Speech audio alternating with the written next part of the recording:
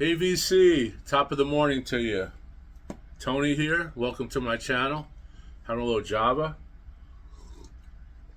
This is a follow-up video to a video I did about a week ago.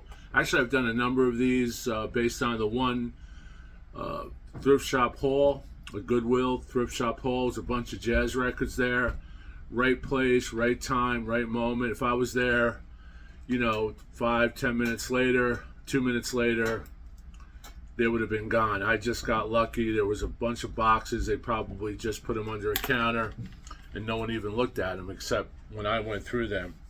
And if you wait till the end, I'm going to show a really great record that I had to go back to get because I left it. It was in my original video when I was crate digging. And my friend Wyoming Dave, if you check out his channel, he's got a cool channel. Please subscribe to him. That's Wyoming Dave. Told me to go back and get this one record, and I'm going to show you, and I was really glad I did it. Just an amazing, even had a Bond element to it, which I didn't know about, which I'll show you, but that'll be the last record. So I'm going to go through these quick. These are all cleaned. These are bagged. The outside jackets have been cleaned with non-alcoholic baby wipes that you could get at any supermarket or, pharmacy or CVS or whatever. I always sanitize my records, get that smell out. I always put new inner sleeves. And in most cases, I'll keep the original inner sleeve if it's a sleeve that is, generic to that label. It's not just a white sleeve. If it's a white sleeve, I usually just discard it. Usually they're yellow. These records are all 99% of them are jazz, 99% of them are 60s, a few 50s, and really, really pleased with these. And the ones I played are just stellar. I've done a video of how do they sound, which I'm going to link how do they sound, and I'm going to link the original crate dig. It's only a few minutes each one on the back end of these with these end screens that YouTube allows you to do. So again, thanks for coming down to Tony's LPs Are Us. We're in Studio E with the big E. And this won't take long. This is a great one. This was on a pick at the same store, but at a different date. Every record here was picked on the same date, except for this one and the last one. And this you all know, one of my favorite movies, 1962, Mutiny on the Bounty. This doesn't sound good. This is not a good sounding record as far as my system, and it comes with a hardcover book. But this was a kind of a holy grail for me. It's one of my favorite movies. Marlon Brando, Trevor Howard, Richard Harris. If you know the history of this movie, it went so far over budget that it almost bankrupt MGM, Metro Goldwyn Mayer's films. So put that here with Elvis. Maybe right. Well, there you go. Okay, next one is Ramsey Lewis Trio. Cover's a little torn, but the record is in really good shape on Argo. This is a Argo stereo. Snagged that really fast. This one sounds good. I did play this one, and it sounds better than it looks. It was a really nice Blue Note. I'll just show one side of these. But look at that. And this is Horace Silver, and I know this record has recently been reissued by maybe Tone Poets or Analog Productions or whatever. Here is the original inner, which I retained, and there's the great cover. Song for My Father, Cantanga para me pa, a stereo Blue Note 84185, a famous Blue Note record. Here is the rear. And these were all part of the same collection. So unfortunately, this actually has a name on it. Diane, I'm not going to say the last name. 1966. She wrote down her name. So hopefully Diane is still with us, but somehow the collection was donated to a thrift shop. Next is the Tony Bennett, which I showed. That's a beautiful 6-eye, Hometown, My Town. It's kind of a concept record where he talks about the New York City, the skyline, the penthouses. And here's the original inner, one of the original inners. And that's a beautiful 6-eye. I think this record is maybe 12, 13 minutes aside, so you really get a nice punch in the mono recording of this record. This is one I showed when I cleaned it. Jack Wilson. This is on the Plum Atlantic, Orange Plum Atlantic. Really nice. Didn't know much about Jack Wilson. The two sides of Jack Wilson with Philly Joe Jones and Leroy Vinegar, who Big John tells me Leroy Vinegar is on a bunch of albums. This one is, so far, I only played a handful of these. After I cleaned them, I did one on tape to show everyone. This is on the Prestige Stereo label, and this is Bossa Nova, Bad Bossa Nova, Gene Ammons. This record is just a journey through the Amazon jungle, through the Amazon River, up to, it's almost Heart of Darkness. It's so good. This one here, Verve, on Verve,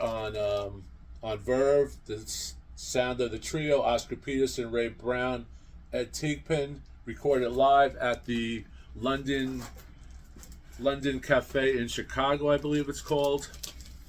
There's the label. This record is unbelievable. Can't believe I found these, right? It's all timing, so keep on hunting. I almost gave up. This place has a lot of CDs, which I'm really not interested for the most part. But what's cool about this is recorded live at the London House, Chicago.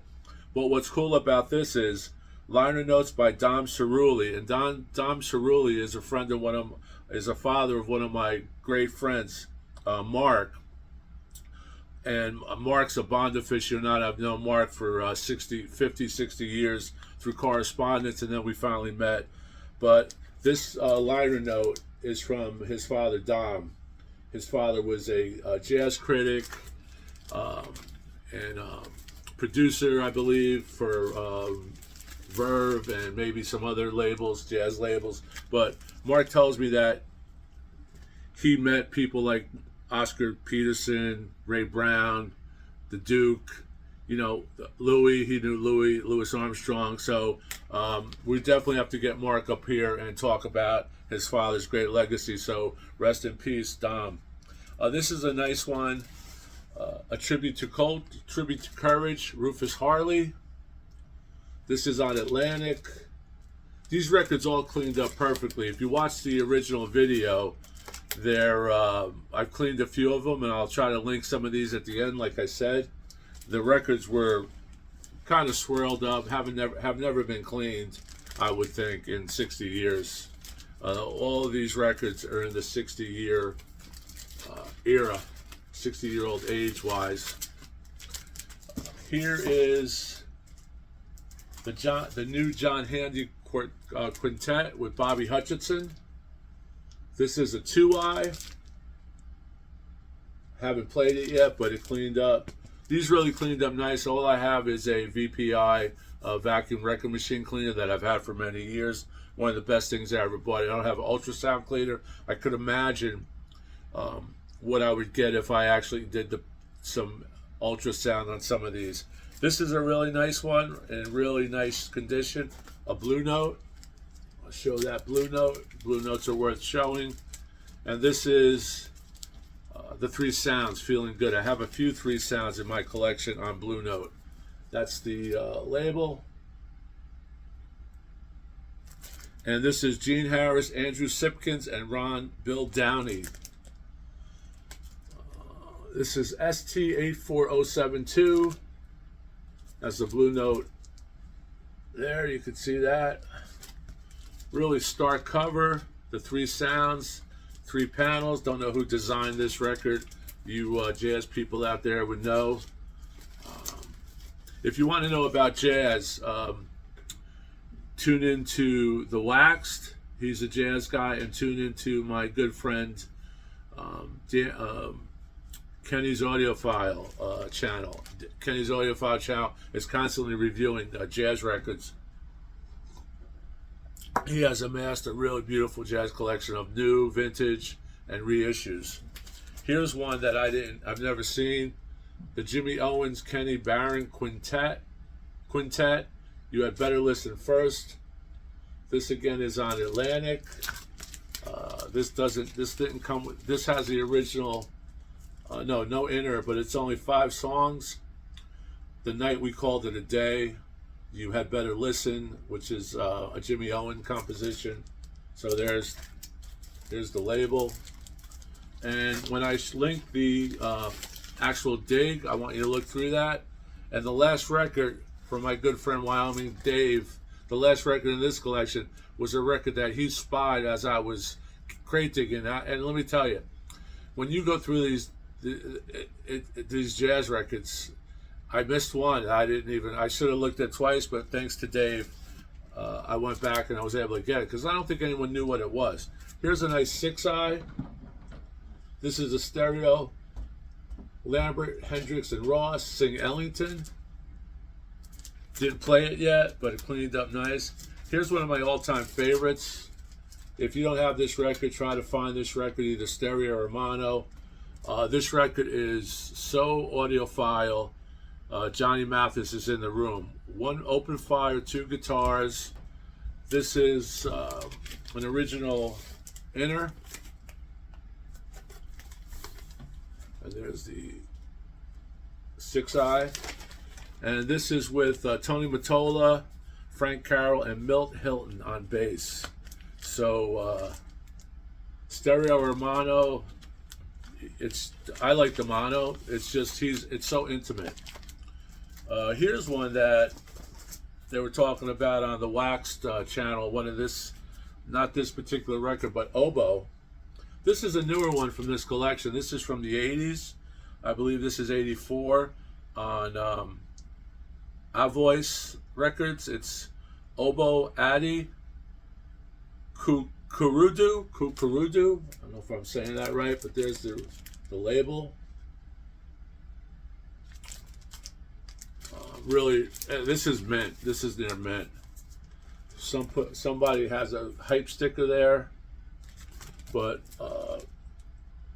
this is a Portland, Oregon company. So don't know the history of this guy, but I will dig into this. Next we have a kind of recent one. I remember seeing this in my record store.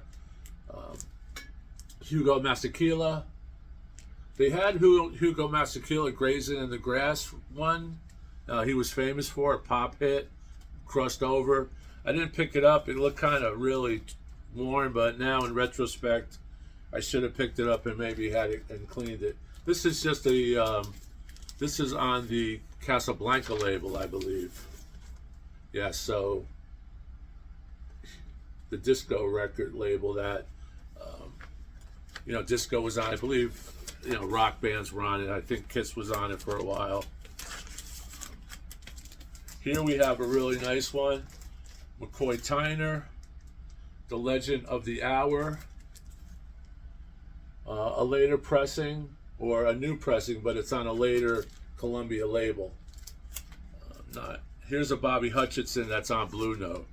There's the Blue Note label. These records are VG Plus or better. Some of the Blue Notes are actually excellent, which was surprising to me. Because when you have a large collection like this person had, you don't play your records, you don't kill your records. You're playing your records, you're playing it in tandem with your collection. So you may play a record, once in a blue moon, no pun intended, Blue Note, but my drift. If you see a big collection, usually they're going to be in good condition, because if the person took enough to archive and collect such a vast amount of records, they're going to be in good condition. These records were never lent out for a party or any of that. I know that for a fact. Great cover. Stereo Total Eclipse. And it has a sticker from the record store on the back. It may be Greeter Records in Ithaca, New York. This is Blue Note. This has the 729 7th Avenue, New York, and a Sunset Boulevard address on the back. Chick Corea, Reggie Johnson, Joe Chambers on drums. Chick Corea, of course, keyboards, piano. Harold Land on tenor. Man, it's wild. I hope Kenny gets to see this, and Kenny, I want to know what you think, man. This is a nice one. I know Kenny's a big Tony Bennett fan. Actually, I'm going to go see a Tony Bennett impersonator this week. I think my friends were trying to line that up for us, and it's the last name is Pinella. It's a Tony Bennett tribute. I've seen Tony Bennett. I've met Tony Bennett, but this is, I believe, this is a 6i or a 2i with Chuck Wayne. There's the inner that tells you that this mono record will sound better with a stereo cartridge. There's the unbelievable. The Tony Bennetts didn't even need to be cleaned. Of course they were clean, but this record is just phenomenal, and it kind of tells you on this sleeve or a similar sleeve that this is a mono record. It cannot become obsolete if you play it on a modern diamond stereo cartridge. It will reveal hidden treasures, basically, more so than, they're trying to push it, because in those days people were buying mono records and then they switched over to a stereo cartridge. Mono records were about $1 or $2 less expensive than a stereo record. This is a nice one. Haven't listened to it yet. Never seen it before. A Brubeck quartet with Dave Diggs Disney. So this is a nice Columbia 6i, and I'll show you the back. This has the inner again. These were in pretty good shape. Like, when you watch the video, you'll see that I was amazed. It was just right time, right place. This is from Cerrone's, DeWitt, New York. This is a record store stamp on the back. I love that. I don't mind these. It gives you a history of the record, of where it came from, and I don't mind people writing their names. If it's just, a simple name in ink or a marker, it doesn't bother me. I don't try to erase those or anything like that. It doesn't take away from the value to me at all. Actually, I think it adds province. There you go. And let me see. I don't want this to run too long. We have another Jack Wilson, Something Personal. This was with Roy Ayers. This was also a highly touted record with Roy Ayers, Ray Branigan, Varney Barlow, Charles Williams Jr. So this is a Blue Note, really VG plus condition. This is one I think I already have, the Best of Hank Crawford on Atlantic, a modern Atlantic, kind of 70s, I think. This is the Peeper Ain't No Way, the Best of Hank Crawford. Has the original advertisement, and it's just a wish list here of jazz in its finest. For me, the finest hour of jazz was right around this time, before jazz fusion took over in the 70s. I love the traditional acoustic jazz. I've seen a lot of these performances when I was in college. This one is, haven't played it yet. It's VG plus. There's the back of the label. Delightful. Lee Morgan, man. Lee Morgan, you believe it? A Blue Note that I picked up at a thrift shop. This is the Liberty Blue Note. So it's a Liberty Blue Note inner. I haven't investigated the dead wax to see if this is a regular Blue Note or a Liberty Blue Note, but I don't know. This just has 43 West 61st Street, New York, New York on the back, and it has Leonard Feather did the liner notes, a great jazz critic like my friend Dom Cerulli. Delightful Lee Morgan. And again, I'm going to show you this one because I know Lee Morgan fans are out there, and if you could see that there's virtually excellent. I haven't played it, but if the other ones that are that are not this good visually sound great, I could just imagine that this is going to knock me off my chair when I do get in the sweet spot. And I believe this is a mono record, so I will. Oh, stereo. So it's a stereo record. This is a nice one. Never saw. Didn't know about it. John Lewis presents contemporary music, jazz abstractions, compositions by Gunter Schuller and Jim Hall. I know Jim Hall. This is a nice Plum Atlantic. This is a volume 1 on Spectrum Atlantic label. Here's the newer one, which I don't really know. Second Sight, Flying with the Comet. This is a domestic record out of Woodstock, Sun Jump Records. There's the back jacket for those who want to see it. And coming up, if you last this long, is a record that really knocked my socks off because it was recommended by my good friend and a great channel. Go visit Wyoming Dave. Please subscribe to Wyoming. Really cool guy. If you think a down-to-earth person that has a great eclectic collection, vocals, he loves vocalists, he loves rock, it's everything. Here's a modern, maybe 70s pressing, Clifford Brown. Don't have any Clifford Brown. This is the first and last recorded performances of one of the greatest soloists in the history of jazz. So this is kind of a legend, maybe like the great blues singer that died at age 27. The Crossroads. Meeting him at the Crossroads. Here's a good one. This is only one of the gatefolds in this collection. On Impulse. I don't have this record. I have a lot of Gabor Sabor's albums. This is in really good shape. They all are in really good shape. After they were cleaned for the first time in 60 years. Cheers. And before I forget, thanks for stopping by my channel again. I really appreciate it. And if you haven't subbed, please consider it. But look at this rare Impulse inner. In pretty good condition considering. And this has, McCoy Tyner, Ellington, Coltrane, Count Basie, Max Roach, Curtis Fuller. And I'll show you the gatefold on this. Really nice painting. I'm not sure if Gabor actually painted this. He may have. And there's the inner. A lot of these Impulse had gatefolds. Spellbinder. Here's one that's pretty cool. It's a probably a reissue. I don't know. Looks like a Capitol reissue. But the Cannonball Adderley Quintet, Mercy, Mercy, Mercy. Love the Cannonball. Have a lot of Cannonball records. Here's the back, produced by Axelrod.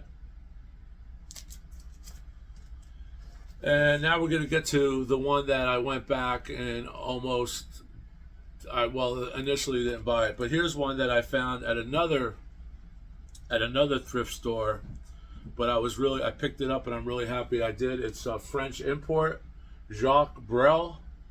Jacques Brel is a famous French vocalist, I believe, or Belgium.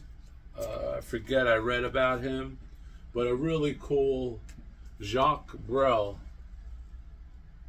And this record isn't even in his Wikipedia write-up. This says mono and stereo. It's just called Barclay, Jacques Brel. I'll show you the record. Has a nice gatefold that has like a flap on it with a laminate cover. This is the original inner. I have to change over, but there's the label. This record is VG Plus Excellent. All in French. And we're almost wrapping it up. Here it is. We are getting to it. And this is the record I was recommended to go back and get. The music from Richard Diamond, Pete Rugolo, High Fidelity on Mercury. It sounds great. Go to YouTube, stream this. This is a 60s spy drama from television. Pete Rugolo from the CBS television series. And from when I went on YouTube, it doesn't mention it on the liner, but David Jansen, I believe, is the star of this show. So that's it. Richard Diamond. This is a great record. Didn't know about it. On a really in good shape. Really excellent. So thank you, Dave, for letting me know about this. So that's it. Keep rocking, and we'll see you soon. Really appreciate you coming by. Stay safe, and let me know what you think about these records. If you heard them, give me some insight into what you think. I'm going to link at the end of this video, maybe coming up now, a few end pages of cleaning and the actual dig. So thank you. Keep rocking. Ciao.